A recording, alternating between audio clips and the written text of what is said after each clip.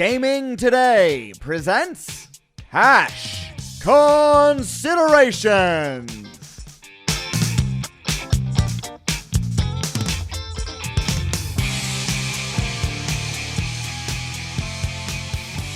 Welcome to the Cash Considerations podcast. Today is Thursday, May 14th, and we are back on Zoom, and the Cash Consideration podcast crew is here with a special guest this week.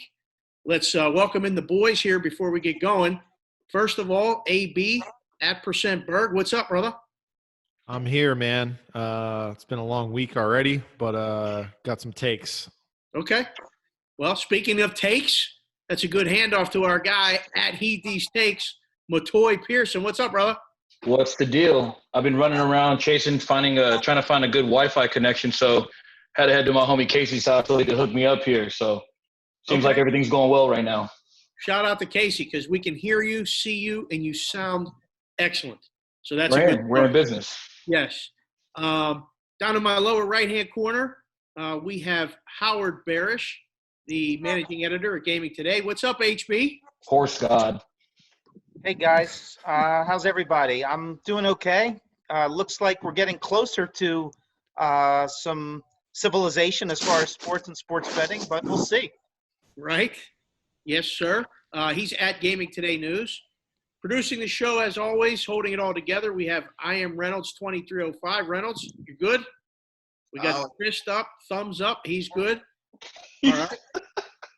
Our special guest today, a second-time appearance here on the show, but he's here.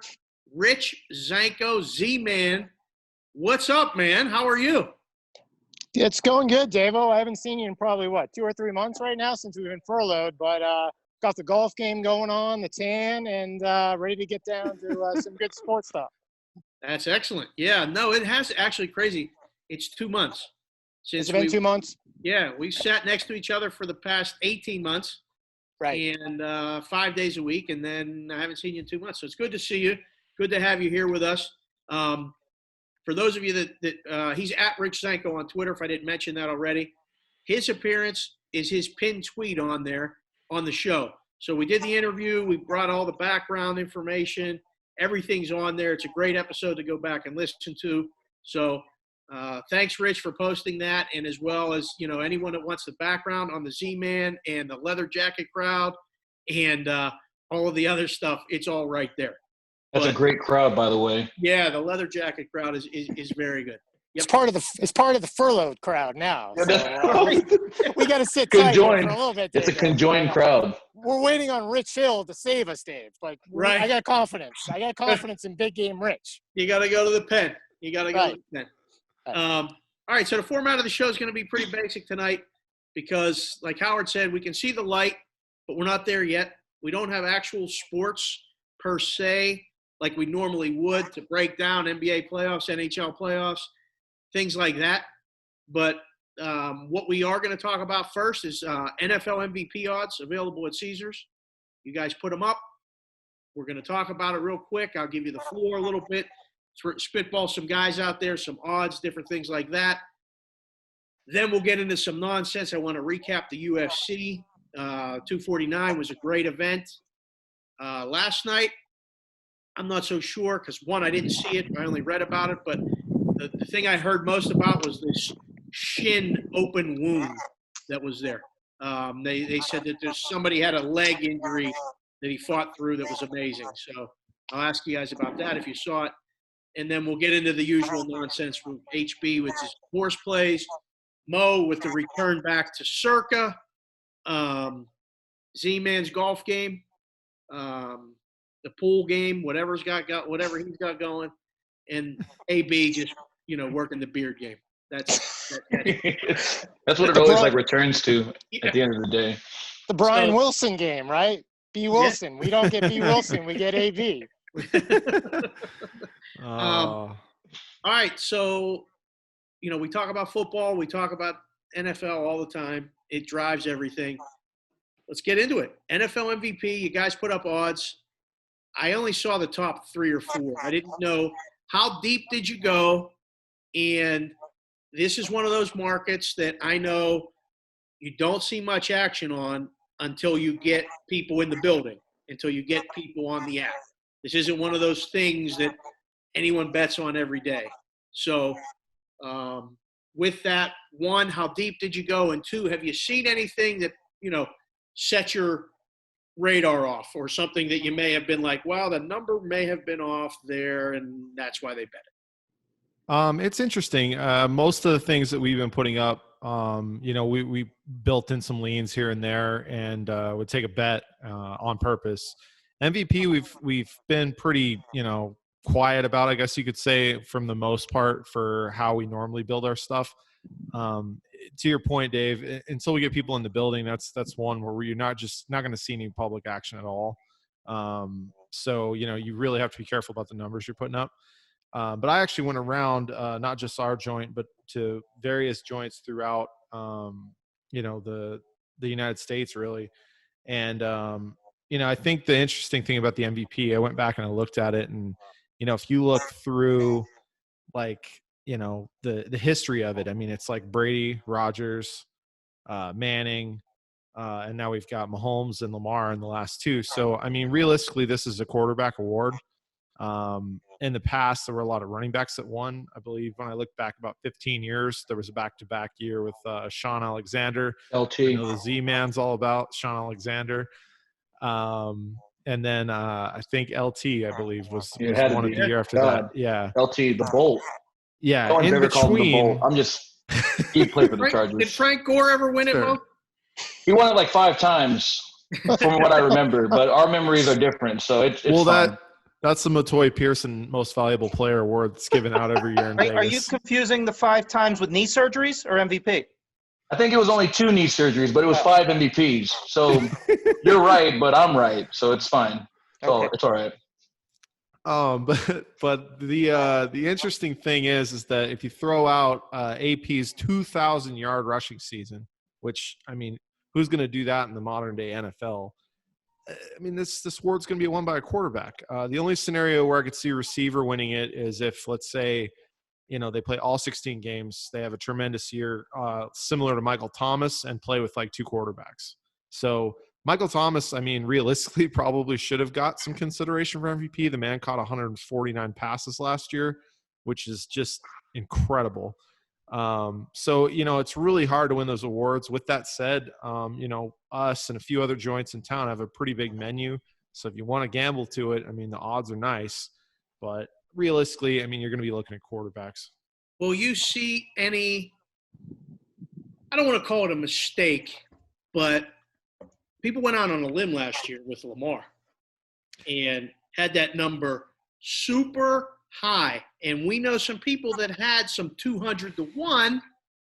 You're not going to see no 200-1 on no quarterbacks no more, are you? Well, you will on Trubisky. So, well, of course. But we like I said, it's a quarterback award, and Lamar Jackson again proved that it's a quarterback award. I mean, guy rushed for 1,000 yards as a quarterback. I mean, how does he not win the award? The thing was, we were lucky, and I told people this when we did that award. We actually had it out later, I think, than a few other people. And we opened him kind of like in a respect zone where we still took some hits for it, for sure. But on the basis of like the markets that we put up after the fact, I think it was like a break even, maybe even one like a dime or two, which, in the scheme of things isn't great, but it definitely pales into taking a few 200-1 whacks that a few joints took and got buried. But real quickly, I just wanted to say the kind of the breakdown really is like it's a four quarterbacks that are in the group, like Mahomes, Lamar, Brady, A-Rod. If you go around all the joints, I mean, you're looking at like, Rodgers is 33-1. So, I mean, at DraftKings, which, I mean, that's not terrible. I think that those odds are decent for him. Westgate has 12-1 on Lamar Jackson, which I was stunned that it was that high. I mean, I think they're definitely taking a stand there.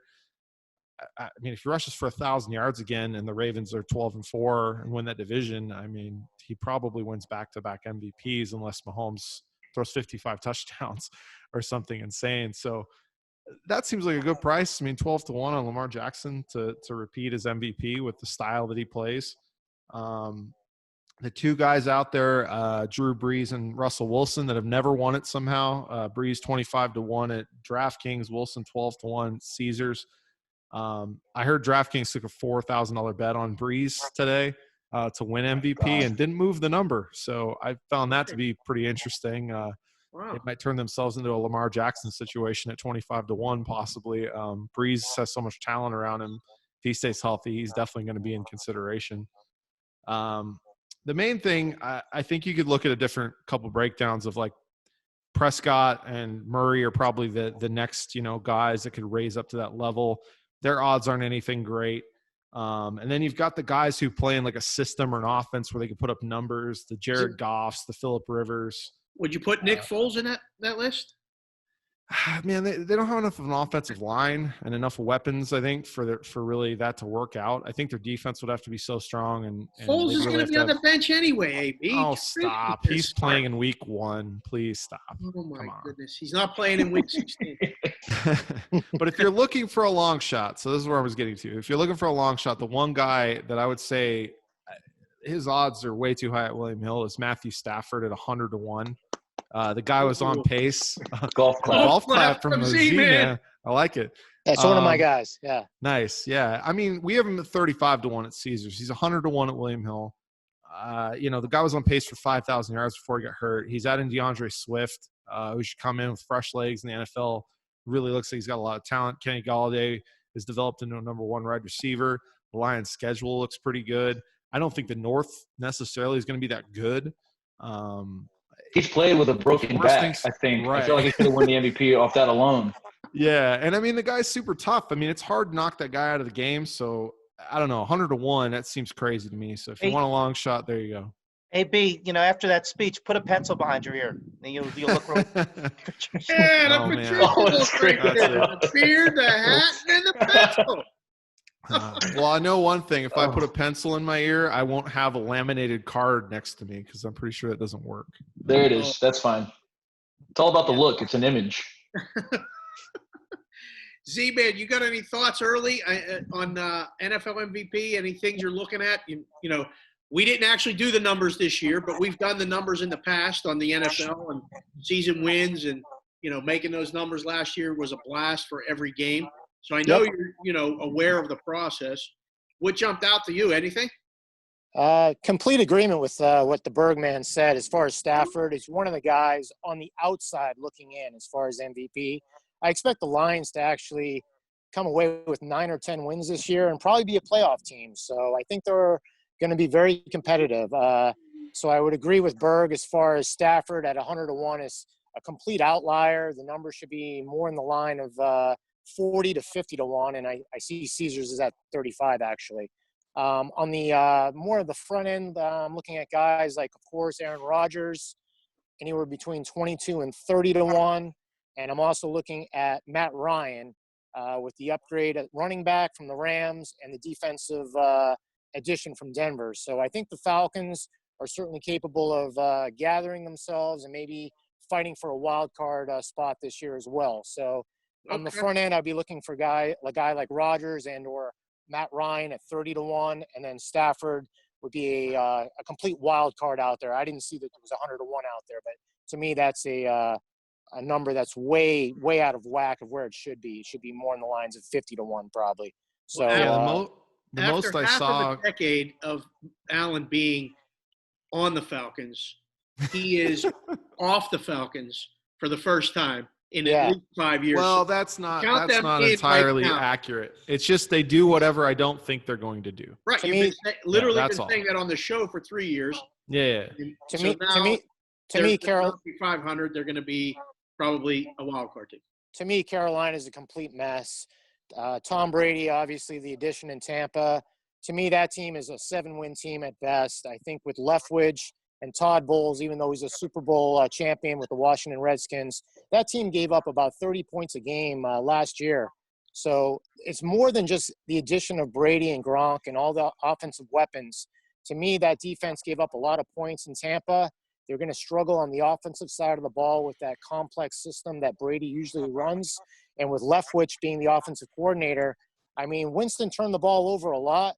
And some of that is attributed, in my opinion, to the offensive play calling from Leftwich. So I think Brady, even though he's obviously a winner and has won multiple Super Bowls, it's going to be a challenge for him to step in day one and have a winning record in Tampa. So to me, the Falcons offer a lot of value in that division this year with the upgrade at running back and defense. And I expect Matt Ryan is still hungry off that Super Bowl loss a few years back. Woo. Motoy, you got Jimmy G on your list? He's probably the last person I'm looking at right now, along with that whole team. They're destroying me every other moment. I'm not really sure. I haven't really, kind of tapped into it. We haven't talked about Patrick Mahomes, who's probably the favorite, but the Chiefs are going to be, running at, full speed as soon as they get the chance. Obviously, I don't know if, favorites usually come in the NFL MVP as much, but for a guy who's probably the best quarterback in the league and we're not talking about him is absurd. Also, I wanted to touch on that Russell Wilson, since this is being talked about, has never earned an MVP vote, and Bobby Wagner has. So that's one of the most absurd things that I've ever heard in my life. I had to read it like 4 times because I thought I was being deceived. Wow. But between Mahomes, one guy I would like to, put on, just the floor right now is Phillip Rivers. He's taking over a new team. The AFC South is, obviously usually up for grabs, and for a guy that usually throws for 5,000 yards and get a team together, he's a threat when he's protected. But a guy like Phillip Rivers, if he gets the Colts going, it'd be fun to see him in the talks for MVP. But Howard, you like that one? I was going to say, if there was a $20 bill I'd throw on this, it would be at the 50-1 for Phillip Rivers. Wow. Yep, with the offensive line up there and the team's pretty decent and the division sucks. Why the hell not? Okay. I don't know. Yeah, he knew. HP already knew. D-Man's a big Phil Rivers guy. How do you feel about that? I love what they did as far as picking him up. They keep him upright. The addition of the draft, as far as the running back they picked up from Wisconsin, it was a great addition in my opinion, and he has a lot of weapons. So to me, him going to Indianapolis with the coach and everything else, I think he can actually give that team a fighting chance in that division, especially with only Tennessee and the Texans obviously have a lack of leadership. Obviously, sounds familiar, right, Dave? Sounds familiar, right, Davo? Leadership at the helm with the general manager / coach over there. So Brian Billick or whatever it is. You guys are wrestling guys. Rivers is the heel. They're not going to give him the MVP. He can throw for 6,000 yards. Unless the Colts go 12-4, Rivers isn't winning the MVP. It's possible. But, it's funny. I really liked Rivers as well. You can find actually 60-1 even at Westgate, which I think is a good number. But the problem I have is once the schedule got released, the Colts schedule turned out to be kind of brutal. They had a lot of road games at night. There's just certain things that don't lay out well for them that took me off of that one. If I could get a little higher than that into the 7,500-1, I'd be more interested. But yeah.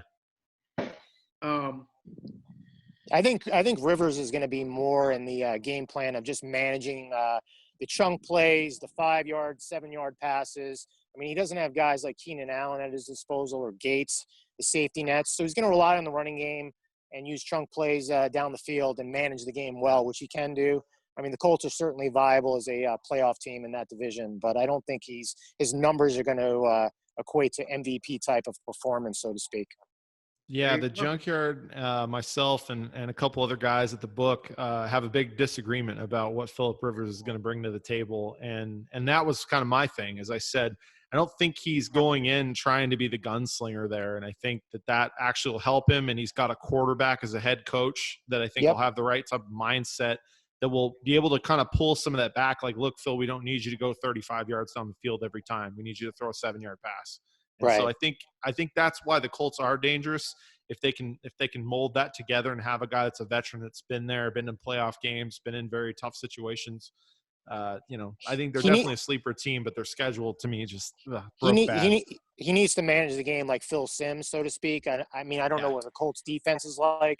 Great analysis. It's not like he has to throw the ball 20, 30 yards down the field like he was last year, trying to make something happen or throw in a double coverage, and it showed last year when he was getting intercepted all the time, and he seemed like he was frustrated with the whole game plan that Anthony Lynn was running out there in LA. At this point in his career, it will benefit him tremendously to play ahead rather than play from behind. And the Chargers were inevitably last year trying to come back to either tie the game or win the game late rather than playing with a 4-point lead or 7-point lead and going from there. So you guys are right. You guys are wrong. We'll see, but at least it's something good to talk about here in May. Let's change gears a little bit and take a look back into this past week where, we had the UFC 249 went off, even with a positive, COVID-19 test. And you guys said, 3. Reynolds held up the 3 because the guy's in the corner. Only one that really matters. He put up the trade. 1 fighter, 2 guys in the corner. That's a total of 3. But it went off, was successful, some amazing fights, deep card. I saw the prelims. I didn't see the main events, but Did you see the lines we had up, Davo? No. I missed those. Okay. Didn't see those. Okay. That's one of those things, man. I don't know if we can say we anymore. Like when I'm talking about the Steelers and I say, how are we going to play this weekend? And everybody gives you shit for saying we. I don't know if we can say we anymore. Well, I think we put Lance Burton on the payroll maybe, and he just did one of those things. And, magic, yeah. So real quick though, I think Matoy said that he's never going to talk about UFC 249 again. I just want to say that real quick. Okay. That's why I'm just listening in. Just upset.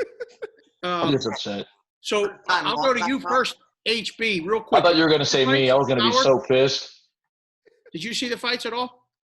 You know what? I watched the highlight reels come in on Twitter, and I got very interested for some reason. I mean, Reynolds and Allen can talk to this a lot more specifically. I thought the action and the blood and the tussling was more than I ever remember in a set of matches. It just felt that way. And maybe it was just because it was the first one back in a long time, but it felt like there was a ton of action, a ton of cuts, a ton of injury, but sustainable injury. Maybe not. I don't know. It just seemed like every match had, that the guy that won that had that cut over his eye, the little guy, then he retired. See, I'm Cejudo. Yes. I mean, that was some gash. Yeah. I don't know. I mean, you guys attest to it, the fight guys, AB and Reynolds. I'll go to you first, AB. Overall, the card was great. It really was. The main event, you guys both said, we all kind of said, Gaethje was live.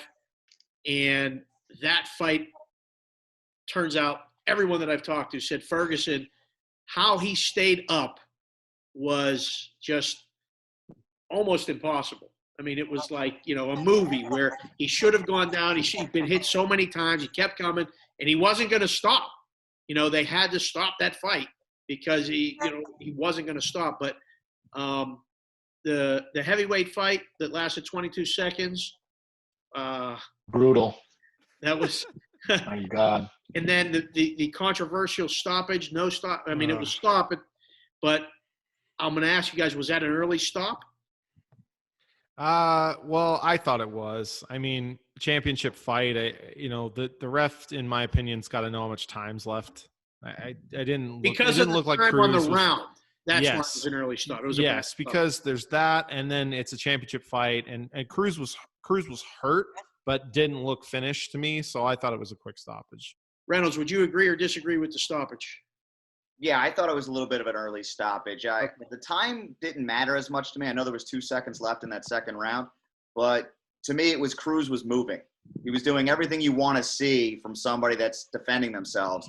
He got hit a bunch of times, but he's still up. He was making his way to his feet when the fight was stopped. So to me, I would like to have seen more. And conversely is in the Ngannou-Rozenstruik fight, Dan Miragliotta was on the complete other side of the cage when Francis Ngannou landed that kill shot, and then he landed 3 more because Big Dan was too late coming in. So you got to be, for referees, I'm always big on this, You got to make sure you're positioning, and you got to know what you're dealing with in the fighters.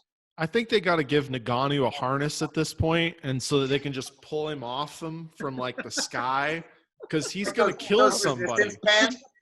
Like he Ngannou should fight Tyson. Dude, he completely destroyed that guy. And I heard like all week how people were talking about they were going to take this other kid, and he was undefeated and he was tough and all this.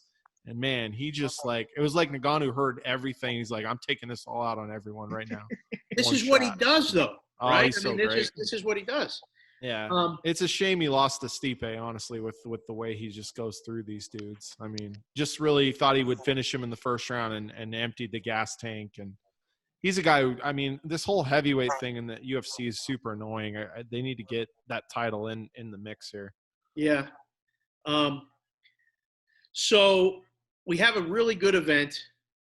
You guys I don't want to – I'm sorry to jump in on you, but I do want to make sure before we kind of move quick like that. I want to give a lot of credit to Trevor Whitman, the corner for Justin Gaethje, who I thought was absolutely outstanding in giving great advice, because the question with Gaethje on the short notice coming in was how would the cardio would hold up. And towards the end of that second round, he was breathing pretty heavy, got caught by the uppercut, and could have been finished if that strike had landed with, a minute earlier in the round. Whitman told him between the second and third, you're throwing everything at him. Actually use your technique. Gaethje made the adjustments, and then he went on to beat the piss out of Ferguson for the next 2.5 rounds. So outstanding corner advice, and going into the fifth round, made sure his fighter knew where he had screwed up in the past, made him say, hey, what happened when you made those mistakes? Gaethje actually said, yeah, I lost. He was aware, and he made the adjustments, and he had the best performance of his career by far. So I just want to make sure to give credit to Trevor Whitman, who I thought was outstanding on Saturday night. So good corner advice there. I'll just go to what I read about last night. I didn't see it. Bad corner advice where guys, his teeth are falling out while he's in between rounds, and they keep going. Like they said, don't worry about it here. Hold the tooth, get back in there and fight. Is that what happened? Apparently those were hockey teeth. Big deal. Oh, okay. Yeah. So it's not really that big of a deal for his. Was it a prop or was it his actually teeth? It was a prop for sure. That's what I thought. Veneers is what I went the prop route. Veneers. So, I mean, I don't know what the hell they were. I don't know. Maybe Reynolds can speak to this a little bit. I have no idea what the hell the game plan was. I mean, I don't know why Anthony Smith is throwing like 100 strikes in a 5-round fight in the first 2 rounds. Like, that's ridiculous. To me, that was a fight that you have no idea what Anthony Smith is going to show up, because I think me and you had talked about this, AB. He had to fight a meth head who broke into his house about 2-3 weeks beforehand.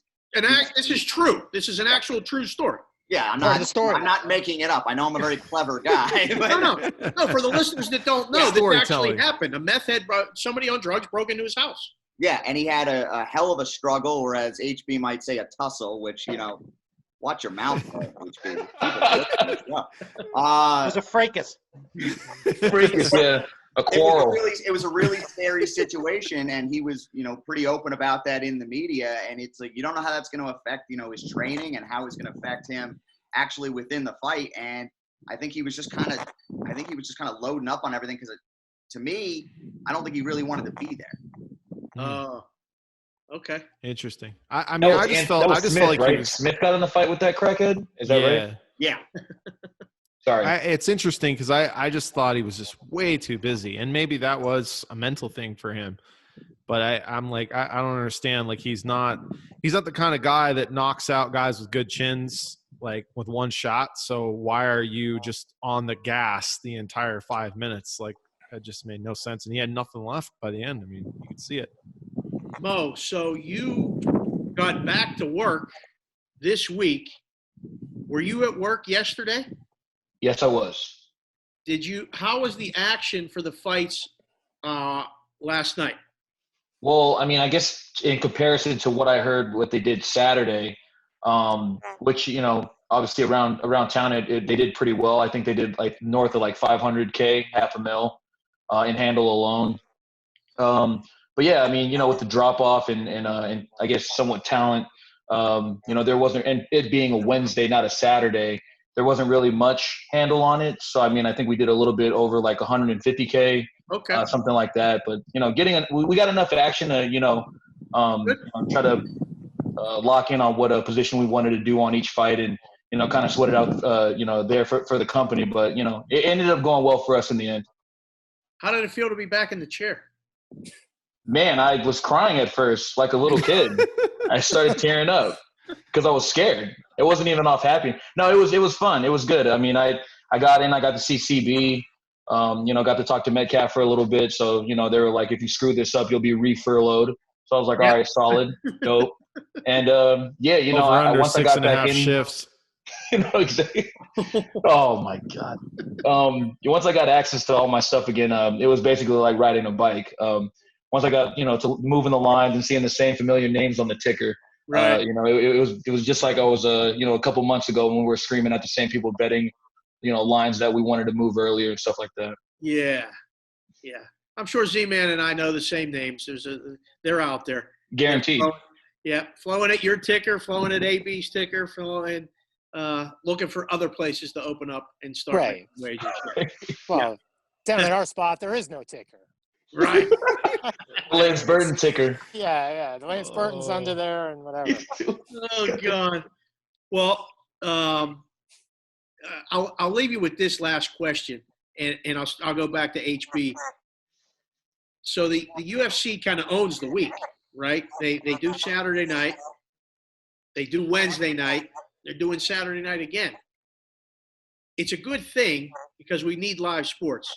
But is it too much of a good thing, in your opinion, HB? Just from the casual observer like myself or like maybe Z-Man or somebody that's really not into the fight game as much as normal.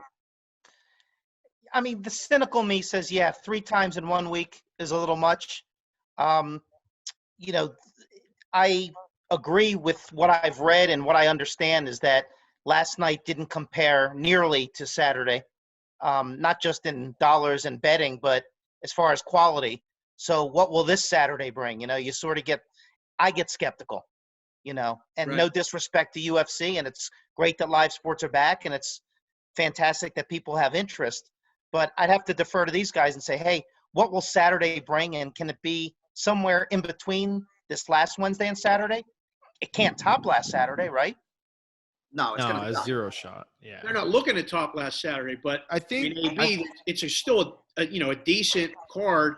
No, it's not. And it's not. It's a bad card completely. No, it's a bad card. Yeah, it's a massive drop off from last Saturday. Look, the co-main event is a strawweight fight that like almost nobody knows, and that pretty much tells you all you need to know.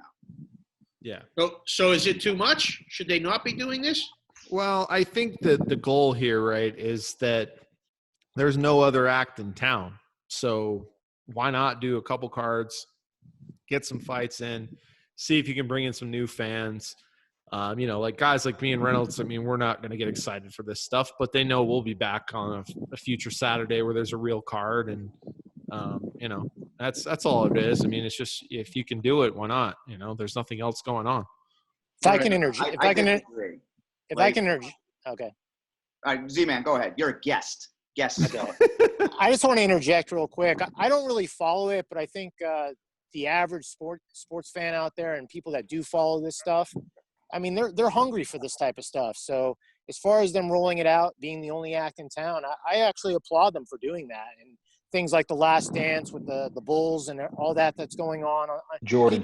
People are hungry just for any sort of sports that they can actually identify with or relate to or bet on any level. So I think it's a good thing regardless, even if the cards are like watered down a little bit. And I'm not a fan, so.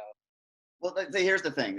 3 cards within a week is way too much. And the problem is because, as we're saying, the Saturday coming up here with Walt Harris and Overeem, that card sucks. If you would actually have a merge that with the Wednesday card, you have a much stronger back-to-back weeks, and you get full promotional opportunity to recap the stuff from UFC 249. Calvin Kattar was phenomenal at UFC 249, and it's lost now in the story because there's still the Gaethje stuff. Khabib's father is in a coma, who now woke up. Anthony Smith's corner did what they did. That fight gets lost. Bryce Mitchell's performance against Charles Rosa gets lost. And now we're to focus on, I like the fight Dan Ige and Edson Barboza, but that's, taking away from a star-making performance on a guy like Calvin Kattar. It's too many fights. I just want to say, hold on, before anything, the fact that these fights aren't on ESPN and they're still on ESPN Plus is a travesty. Like, I don't understand. Just put it on ESPN. There's nothing happening. This they were showing card, Packers, Eagles. The main card's on ESPN. 2002. I seen Donovan McNabb. He was throwing bullets to Todd Pinkston. He's not listening at all. I'm sorry. Go ahead. I apologize. This Saturday's card's on ESPN. But the this prelims are are on Plus. Yeah, I retract my previous rant. But the most point on this is there's really no reason why last night's card should have been on ESPN. Oh, it's $5. Oh my God! What? If we're worried about $5, then we. I'm broke. I'm broke. I'm broke, God. Let me tell you something right now. I will say this right now because I didn't do it, but I watched UFC 249 on a pirated stream. They are not getting my money. There you go. There you go. The pirated stream was fantastic. If you guys didn't see it, Dana White said to a reporter today at the New York Times, "Fuck that guy." Remy just said, "Fuck that guy" to the feed. They're not getting his money. Yes. Well, I disagreed with the fight happening to begin with, so you're definitely not getting my money. Fair enough. I paid for it like a great American. There you go. And Kevin Draper at the New York. I've never heard a more sarcastic statement in my life. All right, fuck that guy too. Let's move on real quick to some golf. While we have Z-Man here with us, there's some golf coming up this weekend that is it's a match play event. It's called the TaylorMade Driving Relief, I believe. It's an 18-hole skins match featuring Ricky Fowler and Matthew Wolff versus Rory McIlroy and Dustin Johnson. Wow. Yeah, I mean, some big names. And, Z-Man's, you're a golf guy. Is this something you're going to watch and let alone bet on? The line that I'm looking at right now is around 185, 190 on McIlroy and DJ. What are your thoughts on this thing, and would you have any interest in betting it? I've seen like $1.65 upwards to $1.80 in town on Dustin Johnson, McIlroy versus Fowler and Wolff. And I see a little bit of value actually on the underdog side of the gamut. The reason being is that the fact that Wolff and Fowler are both from Oklahoma State. So they're both from the same school. And it should actually favor a guy like Fowler, who's usually in tournament play, he actually tends to collapse at times. This should be more of a kind of a loose free event where he's able to kind of relax a little bit more. And it's in his stomping grounds down there in the West Palm Beach area. So him and Wolff probably offer a little bit of value at plus 160. The fact that Dustin Johnson is kind of a guy that has a lot of talent and isn't able to convert a lot of putts, and matched up with McIlroy, I'm not necessarily sure that that's actually a dominant type of team kind of matched up together. Certainly they're both capable and dominant players, but being matched together in this type of format, being a skins matchup, there's probably a little bit of value on the dog there as far as Wolff and Fowler in this matchup. Okay. Boys, anyone nodding, disagreeing? Anyone got any opinion on any golf? I mean, I got to be honest. I don't know what I'm doing on Sunday, but if I'm able to and it's on, I'll watch it. But it's not appointment view watching for me. Like it's not like UFC. I really wanted to watch Saturday, maybe because of the card or because it's it was first. Any thoughts, Mo? Anything here? What does that say? Oh, when Z-Man's coming through on golf, I'm just listening and nodding. So in reality, it's just all more respect to my man Z-Man. So if anybody's listening, you better heed hard. There you go. For the audio only audience, AB held up a sign that said, "I got nothing." So, fully that works. And the Z-Man has the right idea, I think, with the dog. That's what I'll say. From what I've seen that's come across the counter, that's probably the right. Yeah, I don't think the fact that Dustin Johnson's matched up with McIlroy, even though they're world-class dominant players up top, I think this price that they're laying is actually a little bit rich considering the fact that, I mean, you got a Euro and you got a guy that just kind of – Dustin Johnson's the type of guy that if he's not up for the tournament or on any level, he's the type of guy that just won't bring his A game, so to speak, and he's not able to convert some of those 6 to 8 foot putts. And Matthew Wolf's an up-and-coming golf guy, and the fact that he went, like I said, to Oklahoma State with Fowler, they should be pretty comfortable in that pairing, and Fowler should be really relaxed in this matchup, in my opinion. What do you think it should be priced at, Z-Man? Probably McIlroy in the Dustin Johnson side should be probably like $1.55, maybe $1.60 tops. So it should be plus 35 or 40, and you're getting certainly a lot of value, upwards of $1.60, I think, on the Fowler Wolf side on this matchup. I can't wait to see what Alvarez does with these notes, because Alvarez is a golfer. At Smooth Turn 2, shout out to Sean. I know you're listening. So you can tweet out. Shout out. All he does is now he's tweeting out a horse picks and he's writing columns and he's trying to get in this NHC, chasing that dream. And he's really nice to girls on Twitter too. Yeah, I see he's like trying to make a few moves. He's always moving. The guy's he's always moving, but he's hitting up Megan. I think I've seen him hit up Megan. The guy was a golf pro. So he's trying to get in there with Brittany Yurton as well, I think. the boy can play. I'll leave it at that as far as golf. So probably follow along with him. He's probably going to tweet a pic. I hope he does, and tag Z-Man and all of us on the show at GT Cash Consider. Hey, Z-Man, what's the line on Z-Man, Diamond Dave versus Berg and Matoy match play? Golf? On a golf? Yeah. That's interesting. Oh, man. Oh, goodness. We might have to do a cycle of things because we'll kill you in golf.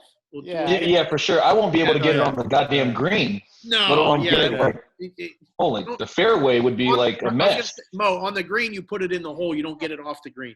You try to get it on the green. Yeah, right, I think I mixed that up with fairway. I'm in a bad shape right now. I'm already in bad shape. Matoy and I are laying whatever chalk you put up, and we're immediately throwing everything. Like, even though we don't have to, we're going to make sure we do. I mean, we can do a round robin, like, we can do golf, we can do bowling, we can do darts. I mean, I'm sure the bar games, you guys will kill us. The bar game, you're the favorite there, Berg. I know. Oh, no one wants any of this in darts. There's no shot. No. Bowling might be the move. Mark this down. At one point, all four of us will be bowling, and GT will be covering all of it. I guarantee it. Believe that. We didn't get much reaction from Howard there. I don't think that's happening. If we can get the Orleans or somebody to co-sponsor it. That's fine. They'll do it. I don't care what happens. I don't know. Well, I mean, on another side note, as far as side gigs and different things going on, HB, you're doing these interviews now. You're interviewing different sportsbook guys. I saw you. Chucky was with you. I saw Jay Cornegay did an interview. Got Chris Andrews next week. I got a text from one of my buddies back east who's, just imagine kind of like a Sopranos character. What are you, fucking Mike Wallace now? Right? Yeah. That's good. The receiver? I'm glad you could get him on the show. We couldn't get him on the show here, so at least get him on there and do an interview. That's good. Tell Chris I said hello, please. Can you get Steve Sisolak on the show potentially? Big Sis. A little one. If you can get Big Sis, this is all over. We're not going to do politics here. Do you think Sisolak has plays? He's never bet in his life. No plays. I see it in his face. I know everything about him. Definitely no plays. Before we jump out of here, the Phil Mickelson, Tom Brady versus Tiger Woods and Peyton Manning golf matchup is now like $2 or $2.10 in places. Tiger and Peyton against Phil and Brady got to be the dream team matchup. If you want to talk about like chemistry and stuff like you just did, isn't the play on the plus in this one? I mean, actually, Dave, I opened the line like minus 55 or 60 with Tiger Woods, the Tiger Woods side. So the fact that it's actually moved 40 or 50 cents that way, it offers a lot of value. I mean, Phil's a competitive guy, and I mean, he lives for this type of stuff, and he's certainly a gambler by nature, him and his brother. So, I mean, so does Peyton. Of Peyton's course, a silent killer. I mean, this line, it makes no sense to me. I mean, I'm not saying I'm biting on the dog here, but I don't know how you go to the window and lay $2 with Tiger and Manning in the spot. Is he good with a football in the sand? I have no idea. This goes so deep in analysis that they talked about handicaps, and I heard Peyton's a 6 and Brady's an 8.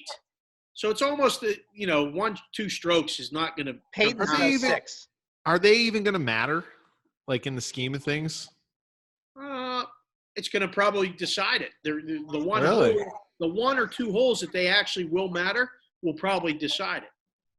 Yeah, they're playing. Even though if like one of the like stars is like locked in, like they're going to matter. Yeah, they can make. I don't know. I'm just asking. I'm not a golf guy. They can make a par on a hole that one of them makes a bogey. There's probably. I don't expect. Brady and Manning are going to have maybe 2, max 3 birdies, probably in a round. So if they birdie a hole where they're pro pars and it's their score, I'm sure that's that's they're playing. They're actually playing best ball the first 9 holes, and then they're alternating their shots on the back 9. So the back nine's going to definitely determine as far as where it stands at that point.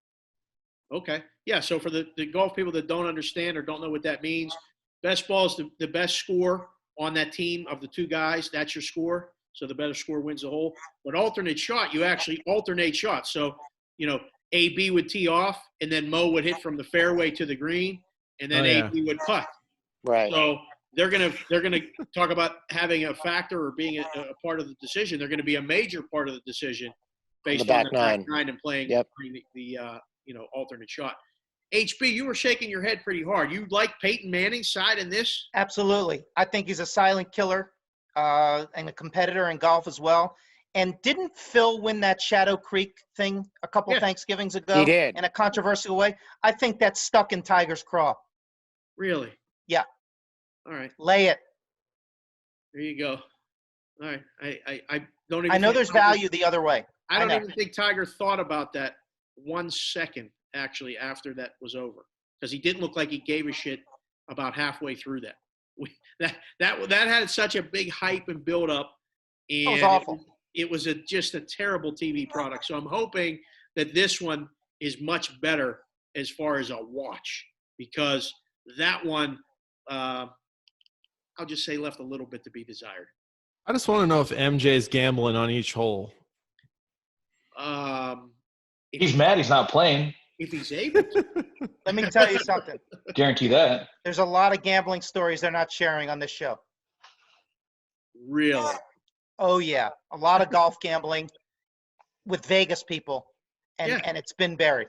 Jordan said they were all third parties. He didn't know any of their names. Sure. I love it.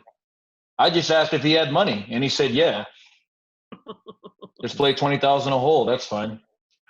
Hey, Matoya, do you owe? Man, hard. We're not going to get into that, actually. You want my stories? You don't need my stories right now. No. but if we do this match play with me and Z-Man against AB and Mo, you'll probably owe. Guaranteed. And we'll probably you won't see me. There will be some days. We're going to make it up. Don't worry. Yeah. All right.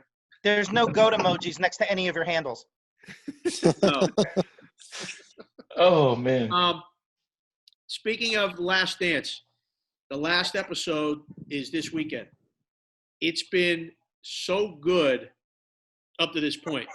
And we've seen so many different sides of not just Jordan, but of Pippen, of the surrounding team members, some Phil Jackson.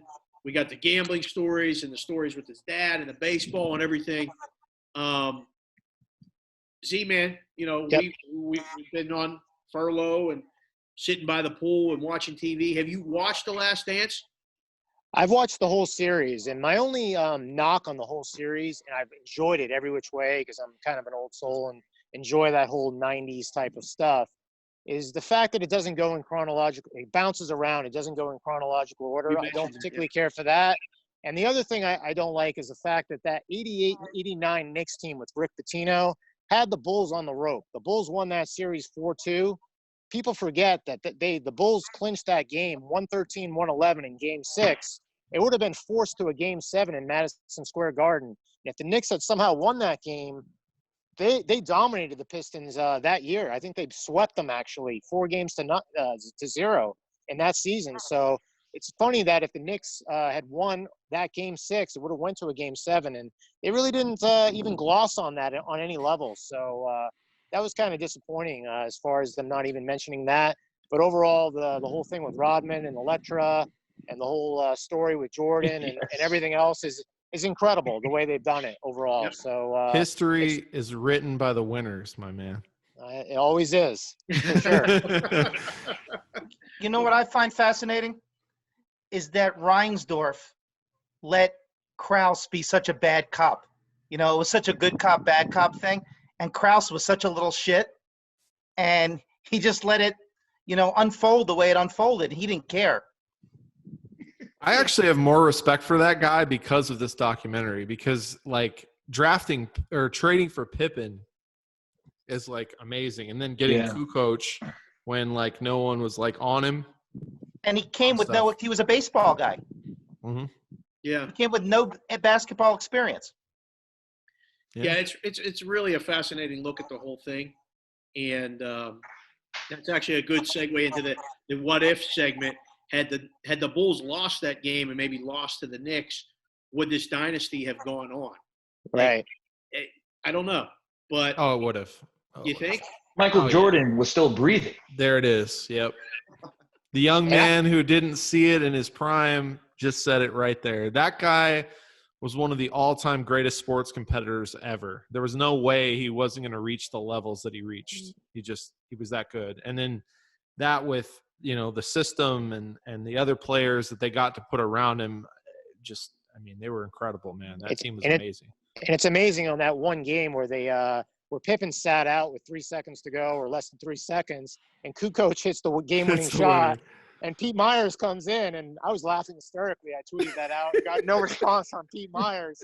He was brought in as a journeyman, actually, and Kukoc hits that game-winning shot, and people seem to forget that because if Kukoc had missed, Pippen would have been under the spotlight again with the migraines, and now was sitting out with the game on the line. And obviously he was frustrated putting himself in that spot where he thinks he's, the man when Jordan wasn't around, that he deserves the ball. And probably rightfully so in that spot. Yep. Yeah. I mean, some guys are amazing twos. They're just not amazing ones. And I think Pippen is a perfect case of that. Kyrie Irving is probably that today, which is why I'm so interested to see that Nets team when KD's healthy. They had that shot of Phil Jackson after that game when Kukoc hit that game winner, and he was steaming in the locker room with his hand on his. It's my header right now. So if anyone wants to go see it, I remember seeing that frame, that shot, because they put like a close up on it, like The Office type of deal. Like they were trolling him, and I'm like, this is the greatest shot I've ever seen of Phil Jackson. I've never seen anything like it. So it was incredibly funny. You could feel it. You could feel how mad he was. It was insane. Yeah. Yep. So that will end this week. Is there another Last Dance type documentary that you guys either want to see from your childhood or anything in recent history that you like? And it doesn't have to be something that appeals to everybody, but something that may have meant something to you. Like, you could do for you, Mo. I was thinking about this before I asked, I didn't put this in a rundown because I wanted a genuine thought process. But you could do a Frank Gore, type how he got from where he got to how long he's been able to last and all the stops in between. That would probably be a pretty good story. Yeah, without question. So, but somebody like that, Z-Man, you got stories from, you grew up with the Celtics in the 80s and all the different things that you saw that way. Who would be, I'll go to you first, because you're our guest.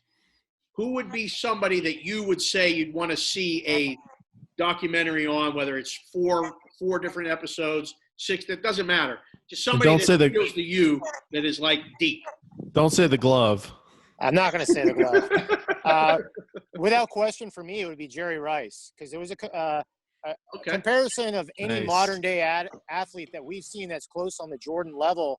And me growing up, seeing Jerry Rice as far as the work ethic, it's similar. The killer instinct, the talent on the field, the competitiveness to win, to want the ball in clutch situations, to actually make those catches. To me, he's probably the closest athlete I've seen in my lifetime as far as on the level of Jordan. The fact that people keep relating this to LeBron James being the modern day Jordan, it's just a different era.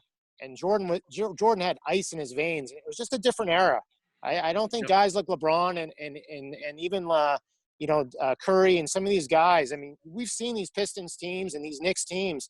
I mean, they were brutal. They were physical. I mean, it was terrible just a different, basketball.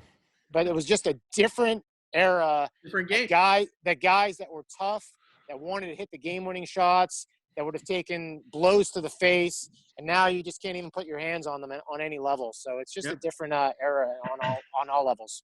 AB, what's your documentary? You're the filmmaker of the crew. If you could have an unlimited budget and you could go back and go Walter Payton, I don't know.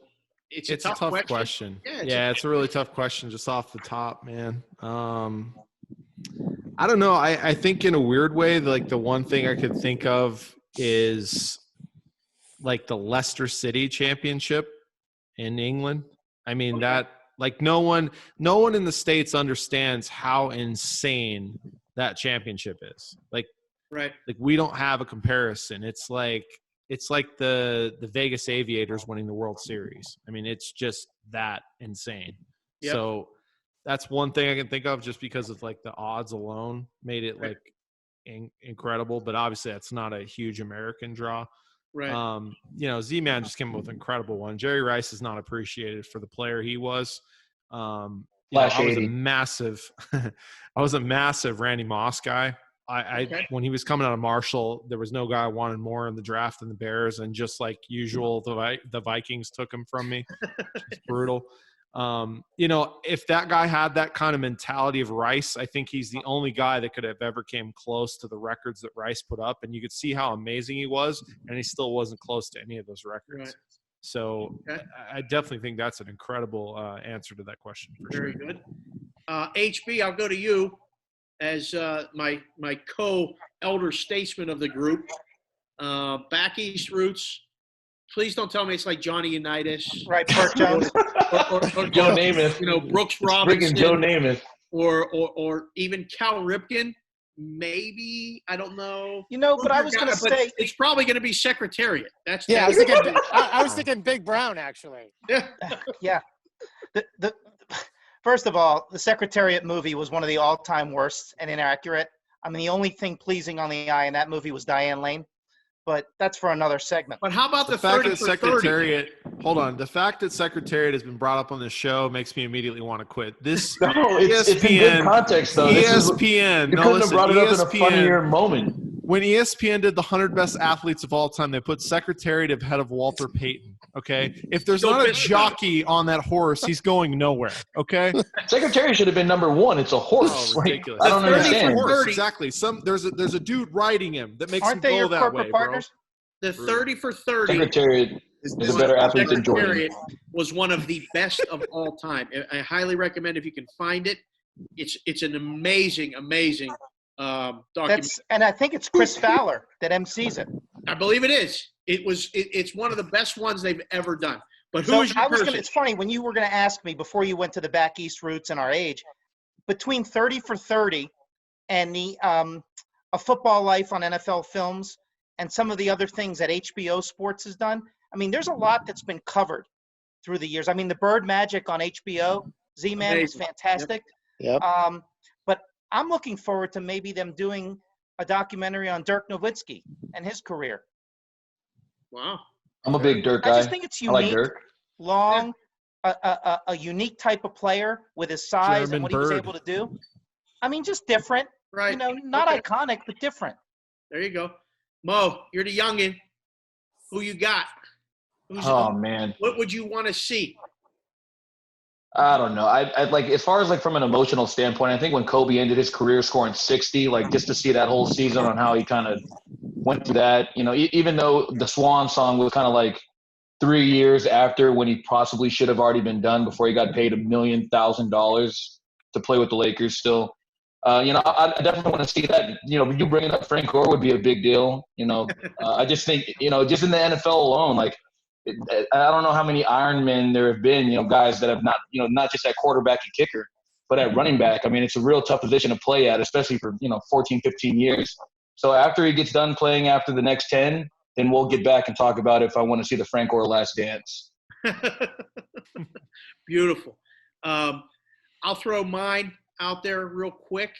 Mine would be you either say Mario Lemieux or Mario Lemieux. He was in my This is San Antonio Brown. Yeah. No, I don't. Although that would probably be pretty fucking entertaining. It was great, right? It would probably be pretty good if you could get the real stories with that AB. The three houses lined up in Pittsburgh. Yeah, you could. Yeah, if you could, you'd have to go deep. You'd have to go real deep and get people to rat out the real shit that went on. But no. How about Phil Rivers? With the clap. There you go. That one. No, Mario Lemieux would be my guy. Wayne Gretzky's, talked about as the best player in hockey history. I would argue, as most people that grew up in Pittsburgh or were Penguin fans, or actually got to see, Mario play in person, that he was. And his story from, getting drafted by the Penguins after they were one of the original tankers of all time to get this number 1 draft pick. He didn't speak English. He was, from French Canadian.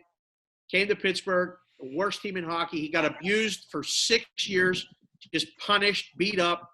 He made guys that were bagging groceries into 50 goal scorers, and like Jordan, won a championship in his 7th season, and then got his career derailed by getting cancer, had to leave the game, came back, got the Penguins to the Eastern Conference Finals, never to the Stanley Cup again, then ends up saving the franchise and buying the team. Rather than moving to Kansas City, he stepped in with an ownership group, kept the team, and is still owner of the team now, and got rings with getting Crosby and Malkin and everything else. So just the thing that I thought about and thought that would be a great story. The amazing thing about The Last Dance is they thought about it then and got all the video, and you can't go back and get that stuff. You can piece together and put B-roll together and only so much. They have actual footage of, Jordan flipping quarters with the security guys in the building before games and that stuff. It's just an amazing job. Apparently the director is a guy from Vegas. I did not know this, but he went to Coronado High School. And again, it's just a great job. So let's wrap this thing up. Let's go around the horn real fast. I'll go to you first, Z-Man, as the guest for joining us today. You're sitting outside, enjoying a nice night. It's back to normal weather for a couple weeks. Maybe we'll have springtime for a week or two in Vegas, and then it's just going to get scorching hot. How's everything else? You got anything to say to the listeners on the way out? Just throw it out there just for everyone to be safe. Obviously, if you have families and loved ones out there, there's obviously more important things going on than just sports. Obviously, there's a demand for it.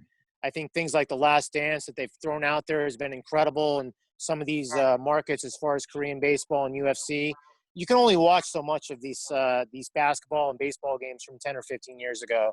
So my advice is just stay tight. We'll overcome as a nation, in my opinion. We've always been strong, and hopefully this thing will just kind of come and go, and we can actually get a semblance of getting our lives back together where we can actually enjoy some of this as a unity as far as sports as a whole. So I'm very optimistic as far as things going forward by the fall and into the summer as well. Well said, sir. Let's go. I'm swinging it around. HB, Howard, on the way out, what do you got? Anything? Excited about a few iconic racetracks coming back this weekend. Santa Anita tomorrow, Churchill Downs on Saturday. So the racing menu expands. My picks have been colder than a bucket of penguin shit. Was having a great run up until I started doing videos with a certain company, and the host is lovely. Simple. And I haven't changed any of my mojo, Simple. but Easy for some work. reason it's just been ice cold. Alan, what you're shaking your head there? Is there some sort of thought that goes along with that? No, like Mo kept saying simple, and I was like, yep, this is how it goes. No matter you go to video. Yeah, when the you start video, writing a you get column, them. Yeah. the picks start going away. You go like 11-2, and then you start publishing things, and it's unreal how it works. Did you say What's happening? symbol? Did you say symbol, Alan, or no? Simple. Simple or simple? Well, it makes sense. Simple. So Okay. No, that's what happens. But I mean, obviously, keep cranking them out. Minty's doing a good job setting The you up. beautiful thing about horse racing is one winning race can erase a lot of mistakes. It's not minus 110. There we Right. go. oh, There That you is go. right, though. Don't sweat Absolutely the correct. 110. Speaking of sweating 110, AB, what do you got? that Stafford at 100-1, easy money. Easy money. Stafford MVP. Detroit Lions quarterback is going to win the 13-3. MVP in the NFL. Yeah. Thank you, Lee. The NFC North trash. Rexy, he drank all the blue. You gotta No, pay. not true. You're Nope. on the red? Red. Yeah, it's an inside job. You guys set me up. At the blue. God damn it. For those of you on Twitter, that's at %Berg on Twitter. Rexy, shout out. Act Rex Byers. Put a line up on AB's beverage of choice tonight. So shout out to him. Mo, what do you got for the fellas in people listening on the way out here? We needed to talk about this way earlier. Kidding. But I wanted to ask Z-Man 2 questions. Yes, Oh. go. One, where do you put the folded index card game in your greatest games of all time? And 2, did you see Stereator's grill? Did you see his face? Did you see his face? I did. I actually have that game on video, so it's up there quite high, actually. Of course it is. Oh, it's incredible. No, it's insane. He's smirking, and then the Raider guy's doing this with his hands, and they show Del Rio on the sideline, and he's They like, got "What's the going on?" camera right there on the the yard line where and he's it's like a just soap grinning. opera. And he does the index card, and there was room there still. Oh yeah, no, he had to fold it out. He folded the card out. I said, "What is it?" I was talking. I called Casey that same day. I was like, "Did you see the index card?" He said, "I've seen the index card, but why did he fold the card?" And then I don't know what's going on anymore. And then Jason Witten comes around and he taps him on the back, basically, like Witten's like this. For the listeners that don't know, we're referring There it to is. Gene Steratore card when he measured the first down with an index card and gave the Cowboys, first Raiders, down. Sunday Night Football. A couple Sunday years Night Football, yeah, everyone knows. 3 years ago. It's 3 years ago, right? If one There of you you go. could take it and retweet it, you did a great job earlier or last week, whenever that was. It was very funny. But Mo is at He These Takes. Alan, again, is at %Berg. Howard is at Gaming Today News. Z-Man is at Rich Zanco on Twitter. The Twitter game is great. You got to keep doing that stuff and follow along. The show is at GT Cash Consider. Reynolds, the producer. I am Reynolds 2305. The fight game, the wrestling game, the constantly stuff. If you want to into that stuff, follow Reynolds on Twitter. That's going to do it for tonight's episode and this week.